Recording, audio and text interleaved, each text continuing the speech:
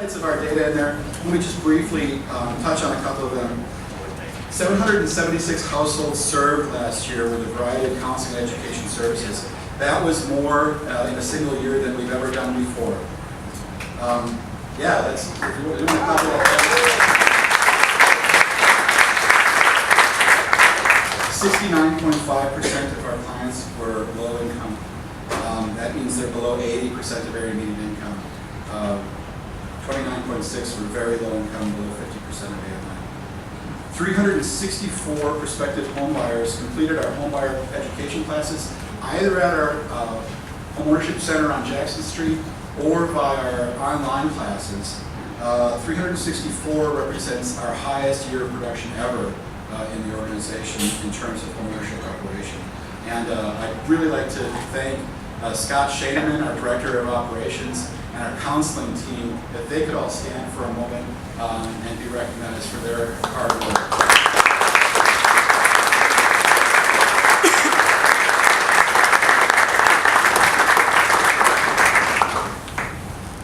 181 families purchased homes last year. A very great number. 170 of them received over $1 million in subordinate loans, not just from us, but from the city or from Habitat for Humanity or from WIDA or other sources out in the community to help them clear the path to home ownership. 2 families purchased homes from us last year, and 9 additional units were renovated or constructed for rental occupancy or sale. In our foreclosure story, these numbers used to be much higher, and I'm so glad to report a significant decrease over last year and the years previous. 85 homeowners received counseling to prevent foreclosure. 7 of them brought their mortgages current or refinanced debt. Some of them got mortgage modifications. A number are still in the process of trying to get some solution to their challenges. If it's not going to work, though, our staff, our counseling staff, do help them minimize the damage, financial fallout from that process, and help them transition to lower cost housing solutions. So it's not just it's a catastrophe, but it's if there's a silver lining that we can find, we'll find it together with them. 146 homeowners saw home equity conversion mortgage counseling, and of them 81 obtained a home equity conversion mortgage. So pretty substantial production numbers.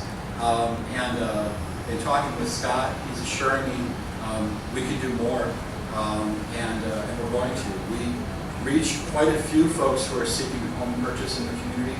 We hear from quite a few folks who are facing housing affordability challenges, but not all of them. We're going to end the days of NeighborWorks Green Bay being the community's best kept secret. We've intentionally done that with a greater focus on marketing and outreach, an actual presence on social media, a website that doesn't just sit static for months and months on end, and the time and talent of a lot of special volunteers who are really trying to make a difference on that front. So we're going to make sure that folks can benefit from knowing us, are going to do so, and we're going to find the efficiencies of operation that can help us meet those needs. Since 2000 in total, 4,065 buyers prepared, over 2,000 new homeowners, and $194 million invested in our community through their home purchase activities and their housing renovation. Pretty significant in just a few short years, and we're really excited about continuing this mission going in the future. I like to point out here there's 20 of them on this sheet, and that's to remind you when we're looking at some of our housing renovation work in a few minutes, that for every one of those houses that we touch and fix up in our community, there's 20 other homes that we've helped families to purchase, and that's pretty special too. Here's another little bit of business. Our revenue last year, just under $3.5 million. Our total expenses, $2.1 million, for revenue over expenses of almost $1.4 million. Total assets at the end of the year, $14.2 million.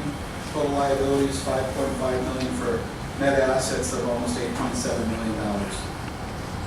Our cash last year did decrease slightly from where it was at the beginning of the year. We ended with a position $62,000 lighter than we started. And I would note that that's probably related to some of our real estate development activities where we're using some of our operating cash to fix up some projects that we picked up. I'd also note too that $3.5 million, while I'd love to be able to report that number to you on an annual basis, I likely won't be able to do that. That was representative. That number's high there because of an extraordinary one-time gift that we received that was valued at over $1 million. I won't be able to do that. We won't be able to do that on a regular basis. So, I mean, we'd love to, but it's just not going to happen. So briefly, looking at some of our projects, and we do have a lot of different things that we've been involved in over the last couple of years. Here's a house we sold last year. This is on Day Street, 1421 Day Street. This is a neighborhood stabilization program renovation where vacated, foreclosed home was acquired by us and fixed up in partnership with the City of Green Bay and sold to a family. We're really happy with that project and the way it turned out. 1357 Day Street. This house was really chopped up and beat up, and it had a big garage with a unit upstairs in it and some other things that were just not right. We fixed it up and did a lot of great work. It's just a block away from that other house, and this is also on Day Street, sold in 2014. Also an NSP. This house here, I don't have a picture of the house here. I just wanted to show some of the students who worked on it. So it's called Bridges now. It didn't have that name, I think, when we started the program, but these were high school students from the area who worked on renovating a duplex at 301 303 South Oakland Avenue, and we were really excited to have their help. They've been involved in over 5 projects now since then, and are a regular part of our team in terms of working collaboratively. Nice. Here's a house at a multifamily on Hubbard. This was originally a 4-family. Then somebody had the great idea to put a couple of units up in the attic there. So there's 2 more kind of bachelor pad units up in the attic, but not anymore. Now it's just back down to 4. And here's a photo of some volunteers helping us with landscaping on that project.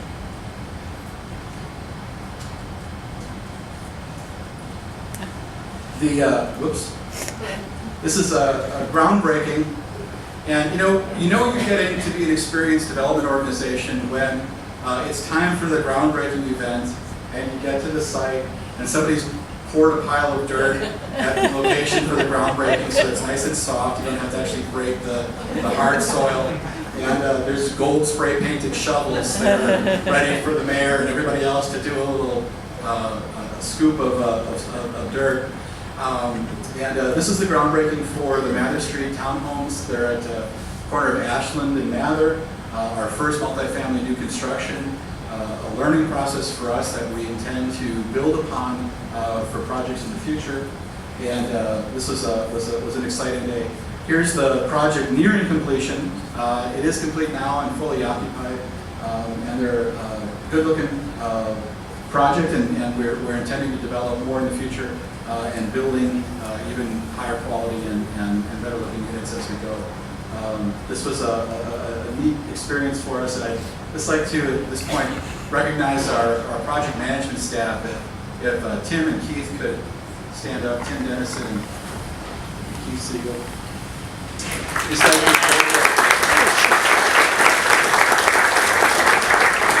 in terms of tackling the challenges, and believe me, there are challenges. Every project has them. This one had its share, and every other one does as well. There's always a surprise, and Tim and Keith are adept with many years' experience handling these sorts of situations, and we're glad to have them on the team. I couldn't go through the presentation without mentioning the farmery, and I think we're looking at signage saying something like, it's finally happening, question mark, exclamation mark. We recently recognized Andy Roosevelt, tonight here, Mayor's Chief of Staff. Mayor can't join us this evening. He would love to be here, but he's not. But Andy and I worked together on writing a grant application for the U.S. Conference of Mayors and Wells Fargo, one of 6 communities nationwide to receive funding. We just got $50,000 from that grant process. So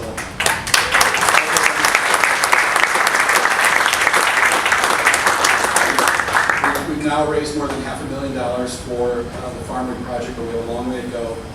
In the coming weeks, we will be, the Urban Partnership CDC will be meeting to look at the architectural proposals that we've got, select a path forward in terms of the planning and budgeting for the project, and we'll be going public with conceptual drawings, floor plans, budget, and our fundraising case in the next couple of months here, and we hope you'll all consider signing up to be partners with us on this exciting project to bring a 20,000 square foot indoor farm to our community and a whole host of entrepreneurial training and career development and job training programs that will link into it, not developed by us, but brought in by partner agencies who will work collaboratively with us to make this project a success for hundreds of area families on an annual basis.